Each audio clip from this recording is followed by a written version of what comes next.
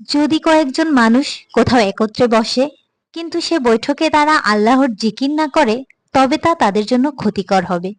যদি কোনো মানুষ সামান্য পরিমাণও হাঁটে এবং হাঁটার মধ্যে সে আল্লাহর জিকির না করে, তাহলে তা তার জন্য ক্ষতিকর হবে।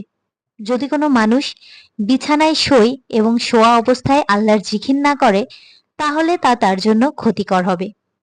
হ্যাঁ প্রিয় বোনেরা, এই কথাগুলো আমি বলিনি, বলেছেন আমাদের প্রিয় নবী হযরত মুহাম্মদ সাল্লাল্লাহু আলাইহি ওয়াসাল্লাম।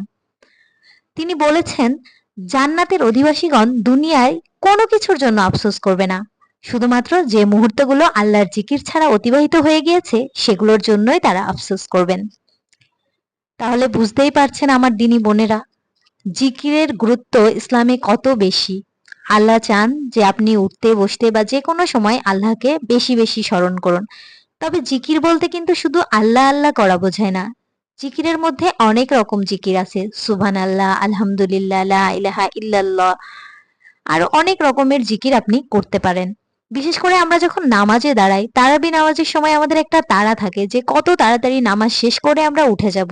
না প্রিয় বোনেরা, এরকম করলে নামাজের সওয়াবের পরিবর্তে আপনার গুনাহ হওয়ার আশঙ্কাও তৈরি হয়। তো আমরা এখন থেকে রাকাতের দিকে দৃষ্টি না দিয়ে, যে কত বেশি রাকাত পড়বো সেটার দিকে দৃষ্টি না দিয়ে, কত বেশি আল্লাহর জিকির করতে পারবো সেটার দিকে বেশি দৃষ্টি দেব। আসসালামু আলাইকুম ওয়া রাহমাতুল্লাহ।